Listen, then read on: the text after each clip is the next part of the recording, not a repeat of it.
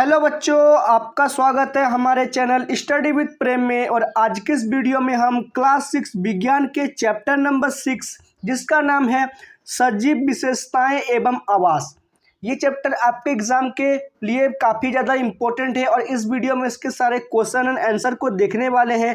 तो चलिए बिना किसी देरी के क्वेश्चन नंबर 1 को जो है शुरू करते हैं। तो क्वेश्चन नंबर 1 पर है हम लोग का, आवास किसे कहते हैं। तो बताइए आप लोग, आवास किसे कहते हैं। आवास उसी को कहा जाता है जिस पे हम लोग रहते हैं, ठीक है। हम लोग जहाँ पर निवास करते हैं, रहते हैं, उसी को आवास कहते हैं। देखिए इसको उत्तर में किस तरह लिखा गया है, आप लोगों को भी जो है एग्जाम में केवल इसी तरह लिखना है।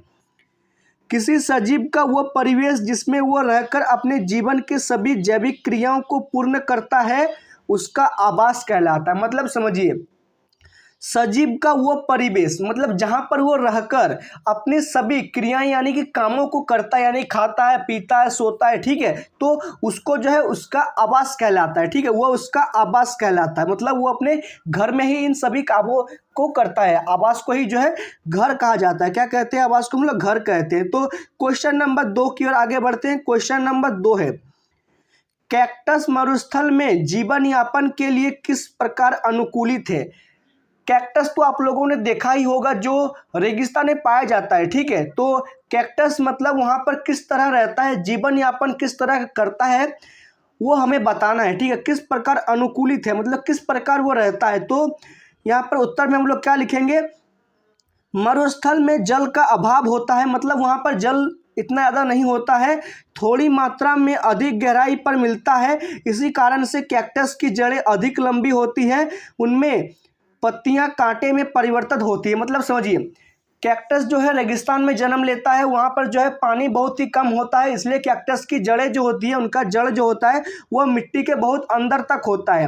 और कैक्टस की पत्तियां नहीं बल्कि उनका जो है कांटा होता है, ठीक है। तो अब आगे देखते हैं, आगे है, तथा कुछ पत्तियां आकार में छोटी होती है। पत्तियां होती है लेकिन जो है वह आकार में बहुत ही छोटी होती है, मंसाल एवं रोमल सतह वाली होती है, जिससे जल का वाष्पन बहुत धीमी गति से होता है। मतलब जल का वाष्पन जो है बहुत ही धीमी गति से होता है। तना हरा, मोटा और मंसाल होता है, जिससे वो अपना भोजन बना सके। मतलब तना जो है पूरा हल्का होता है, मतलब तना हल्का होता है, हरा होता है, मोटा होता है और मंसाल होता है, ठीक है, जिससे जो है वो अपना भोजन आसानी से बना सके। फिर आगे देखिए क्या लिखा हुआ है, पत्तियों के कंटक रूप पौधों की सुरक्षा भी करते हैं। इस प्रकार के कैक्टस मरुस्थल के जीवन यापन के लिए अनुकूलित होते हैं। मतलब उनका जो पत्तियों में उनके कांटे होते हैं, उनको जो सुरक्षा करते हैं पौधे सबका, और कैक्टस इसी प्रकार जो है मरुस्थल में अपना जीवन यापन करते हैं। तो यहाँ पर जो है इसका आंसर हम लोगों ने देख लिया, 2 नंबर क्वेश्चन का आंसर। इसका आंसर जो है यहाँ से यहाँ तक है। उम्मीद करता हूँ आपको समझ में आ गया होगा। चलिए क्वेश्चन नंबर 3 की ओर आगे बढ़ते हैं। तो क्वेश्चन नंबर 3 है, रिक्त स्थानों की पूर्ति कीजिए। तो यहाँ पर जो है कुछ खाली स्थान दिया हुआ रहेगा, जिसे जो है आपको पूरा करना है, भरना है, ठीक है। तो पहला है, पौधे एवं जंतु में पाए जाने वाले विशिष्ट लक्षणों जो उन्हें आवास विशेष में रहने योग्य बनाते हैं, डैश कहलाते हैं। तो डैश यानी कि खाली स्थान, तो वो उनके क्या कहलाते हैं, तो अनुकूलन कहलाते हैं, ठीक है। मतलब वो किस प्रकार कहाँ पर रह सकते हैं, वो उनकी जो है अनुकूलता पर निर्भर करता है, ठीक है। तो अब ख नंबर है, स्थल पर पाए जाने वाले जंतुओं एवं पौधों के आवास को डैश आवास कहते हैं। देखिए जो स्थल में आवास करते हैं तो उनको जो है स्थलीय आवास कहा जाता है। क्या कहते हैं, स्थलीय आवास। इसको कैसे याद रखिएगा, जो लोग स्थल में रहते हैं, जो जंतु या पौधे स्थल में रहते हैं, उन्हें स्थलीय आवास कहा जाता है, ठीक है। तो अब देखिए गौ नंबर में क्या है, वे आवास जिनमें जल में रहने वाले जंतु एवं पौधे रहते हैं, डैश आवास यानी कि खाली स्थान आवास कहलाते हैं। तो वो कौन से आवास कहलाते हैं, जो जल में रहेगा वो कहलाएगा जलीय आवास। क्या कहलाएगा, जलीय आवास। और जो स्थल में रहेगा उसको क्या बोलेंगे, स्थलीय आवास, ठीक है। चलिए अब घ नंबर देखते हैं हम लोग, मृदा जल एवं वायु किसी आवास के डैश घटक हैं। तो मृदा जल एवं वायु किसी आवास के जो है अजैव घटक है। अजैव घटक उन घटक को कहा जाता है जिनमें जो है जीवन नहीं होता है, ठीक है। तो मृदा जल और वायु किस प्रकार के आवास हैं, तो अजैव आवास हैं। तो अब यहाँ नंबर देखते हैं क्या है, हमारे परिवेश में रहने वाले परिवर्तन जिनके प्रति हम अनुक्रिया करते हैं, खाली स्थान कहलाते हैं। देखिए, हमारे परिवेश में रहने वाले परिवर्तन जिन पर हम प्रतिक्रिया करते हैं ना, उनको कहा जाता है उद्दीपन। क्या कहते हैं उसको?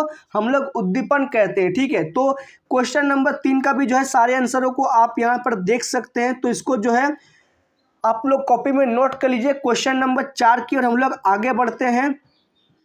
तो क्वेश्चन नंबर 4 है, निम्नलिखित सूची में कौन सा निर्जीव वस्तुएं हैं? निर्जीव वस्तुएं वह वस्तुएं होती है जिनमें जीवन नहीं होता है। ठीक है, और जीवित वस्तुएं वह होती है जिनमें जीवन होता है। यहाँ पर हमें निर्जीव वस्तुओं का बताना है कौन सा निर्जीव वस्तु है। तो पहला है, हल का उदाहरण दिया हुआ है, छात्रक, सिलाई मशीन, रेडियो, नाव, जलकुंभी और केचुआ। तो इसमें निर्जीव कौन कौन सा है? तो पहला निर्जीव आपका हो जाएगा हल। हल जो है खेतों में जुताई के काम आता है, ये हल पहला हो जाएगा। फिर हो जाएगा आपका सिलाई मशीन। सिलाई मशीन जिससे सिलाई होता है वो भी एक निर्जीव वस्तु का उदाहरण है।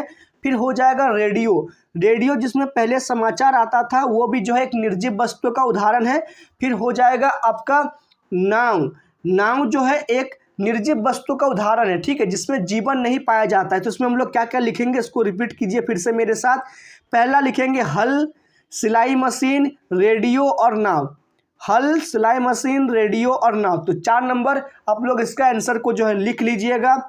क्वेश्चन नंबर 5 देखते हैं। ठीक है, तो क्वेश्चन नंबर 5 है, किसी ऐसी निर्जीव वस्तु का उदाहरण दीजिए जिनमें सजीवों के 2 लक्षण परिलक्षित होते हैं। मतलब 2 ऐसे निर्जीव वस्तु का हम लोगों को बताना है जिसमें जो है सजीवों के लक्षण पाए जाते हैं। ठीक है, तो पहला हो जाएगा साइकिल, चंद्रमा आदि इस प्रकार की निर्जीव वस्तुएं हैं जिनमें पहला गति पाई जाती है और दूसरा चंद्रमा अपने आकार में घटता बढ़ता रहता है। देखिए, सजीव में पहला गुण होता है कि वो गति करता है और दूसरा गुण होता है कि वो जो है अपने आकार में वृद्धि या कमी करता है। तो यहाँ पर हम लोगों ने उदाहरण किस किस चीज़ का लिया? हम लोगों ने उदाहरण लिया साइकिल और चंद्रमा।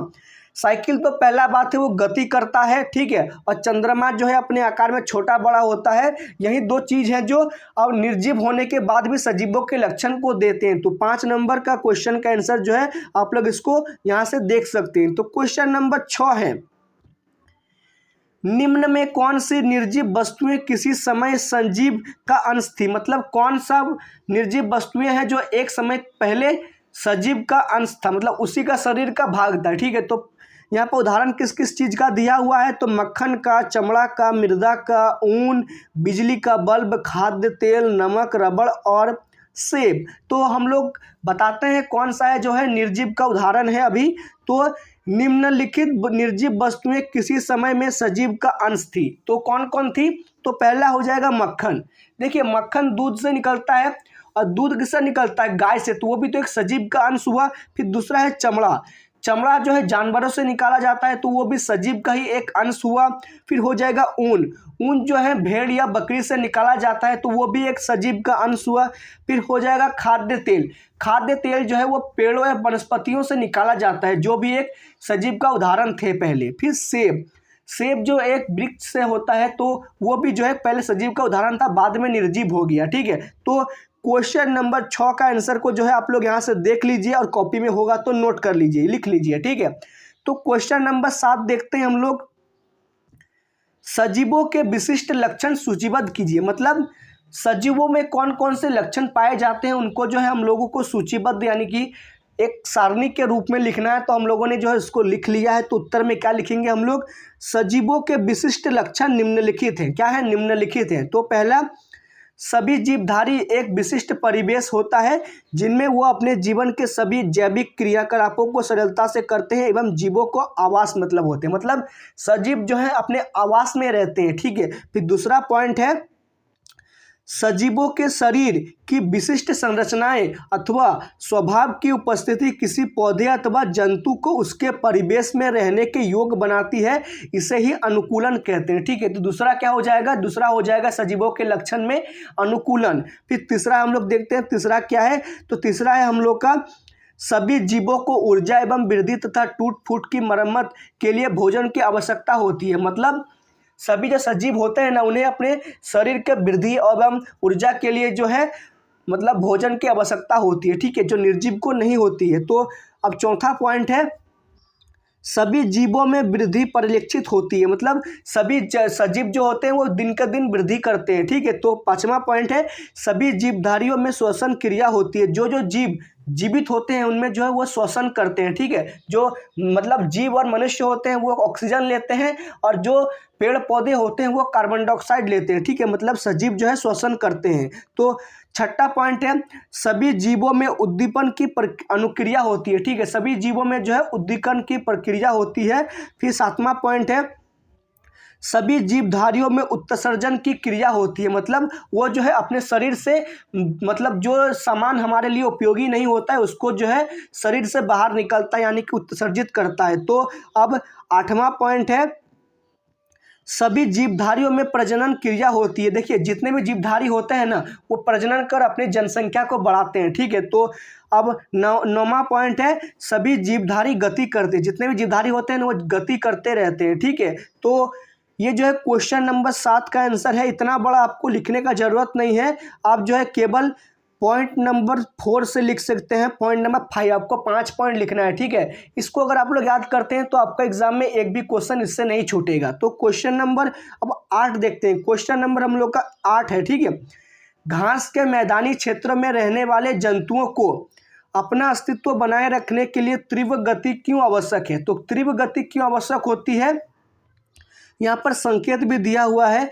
घास स्थल आवासों में छिपने के लिए वृक्षों की संख्या बहुत कम होती है। देखिए घास के जो मैदानी क्षेत्र होते हैं ना वहाँ जीवों की गति रहना बहुत ही आवश्यक होते हैं, क्योंकि वहाँ पर जो है बहुत से खतरनाक जीव पाए जाते हैं, जैसे कि शेर, बाघ, चीता। अगर आप गति नहीं करेंगे तो आपको जो है वो जीव मारकर खा भी सकते हैं, ठीक है। तो हम लोग इसका उत्तर देखिए किस तरह लिखे हैं।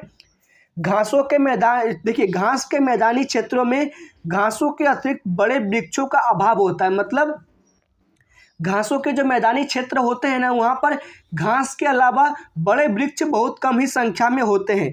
इस अभाव के परिणाम स्वरूप यहाँ रहने वाले जीव तीव्र गर्मीगामी होते हैं। तीव्रगामी यानी कि होता है बहुत ही चालाक होते हैं, ठीक है, बहुत ही तेज दौड़ सकते हैं, ठीक है।